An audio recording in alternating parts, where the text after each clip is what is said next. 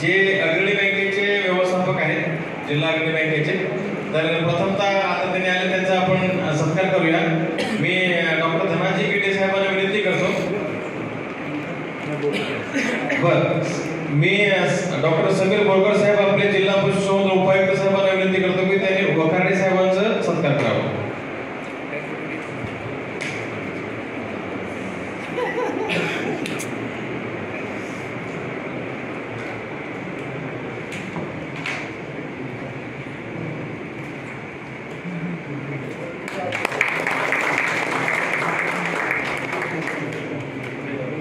आणि धन्यवाद सर। आणि लगेचच साहेबांच्याकडे आपण माईक देऊन टाकू। साहेबांनी त्यांचा जो विषय आहे बँकेची कर्ज मंजुरी प्रक्रिया, तर त्याच्याबद्दलची जी माहिती आहे ते साहेब आपल्याला देतील। सर आपण आपलं सेशन चालू करा। नमस्कार। आदरणीय डायस, हे राष्ट्रीय पशुधन अभियान घेतल्यानंतर जिल्हास्तरीय प्रशिक्षण कार्यशाळेसाठी जमलेले डायस आणि सर्व शेतकरी बंधू, मी राम वाकडे, जिल्हा अग्रणी बँक व्यवस्थापक सोलापूर। मी आपल्याला अर्ज कसा करावा एक जनरल सांगतो। म्हणजे प्रत्येक बँकेचे वेगवेगळे नियम असू शकतात, स्कीमचे सुद्धा वेगवेगळे नियम असू शकतात। फक्त मी जनरल तुम्हाला अर्ज बँकेत कसा करावा मी याविषयी तुम्हाला माहिती सांगणार आहे। जसं एक अर्ज ज्यावेळेस आपण बँकेत करतो कुठलेही कर्ज प्रकरणासाठी, तर पहिल्या प्रथम आपलं एखाद्या वेळेस बँकेला व्हिजिट करा की असं मला प्रोजेक्ट करायचा आहे, आपल्याकडे होईल का। त्या तसं त्यांनी चर्चेनंतर तुम्हाला म्हणजे होईल किंवा नाही होईल, तुम्हाला तुमचं आधार कार्ड मागतील, पॅन कार्ड मागतील, आधार कार्ड किंवा पॅन कार्ड द्या, जेणेकरून त्यांना सिबिल चेक करता येईल। सिबिल हे सर्वात महत्त्वाचं झालेलं आहे।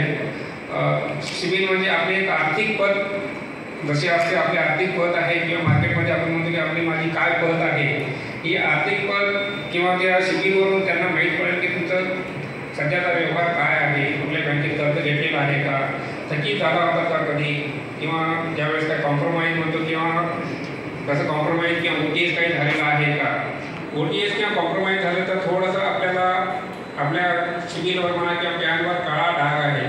शक्यतो OTS कॉम्प्रोमाइज होऊ देऊ नका। तुम्हाला जर मोठे मोठे प्रोजेक्ट करायचे असेल तर छोट्या छोट्या कर्जासाठी आपलं सिबिल खराब होतोय किंवा आपल्या सिबिलवर काळा डाग लागतोय। जसं की परवा आपण छोटं पीक कर्ज घेतोय, 50,000 1 लाखाचं पीक कर्ज घेतोय आणि काही कारणास्तव आपण भरले नसल्यामुळे ते कॉम्प्रोमाइज होते, OTS होते किंवा राईटऑफ सुद्धा करतात बँका। छोट्या छोट्या कर्जांना बँका काय कोर्टामध्ये जात नाही, त्याच्यामध्ये काय होतं ते राईटऑफ त्यांच्या लेवलला राईटऑफ करतात। म्हणजे तुमचं आउटस्टँडिंग कमी होऊन जात आहे, तुम्हाला वाटते ते माफ झालं किंवा हे झालेलं आहे, पण तो आपल्यासाठी काळा डाग आहे।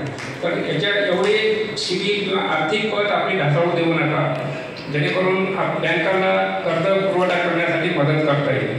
सर्व ह्या ज्या बँका आहेत, ज्या व्यापारी बँका आहेत, त्यांना नफा तोटा ही समजणार आहे। तर म्हणजे त्याच्यासाठी तुमचं छोटा उद्योग असो, मोठा उद्योग असो किंवा छोटे कर्ज किंवा मोठे कर्ज असेल तर तुम्ही राईटऑफ किंवा OTS कॉम्प्रोमाइजच्या भानगडीत जाऊ नका, जेणेकरून तुम्हाला बँका सरळ हाताने किंवा मदत करू शकते।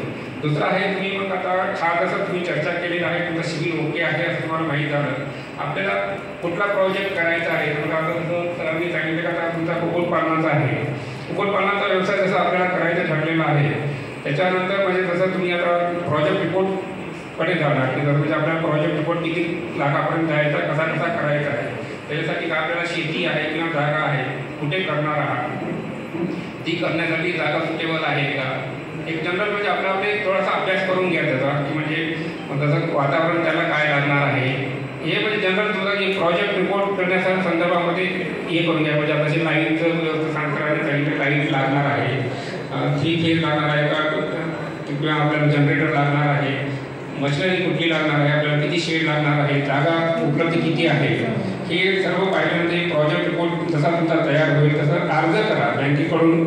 जे म्हणजे फॉर्मॅट किंवा त्याचा अर्ज करण्याचे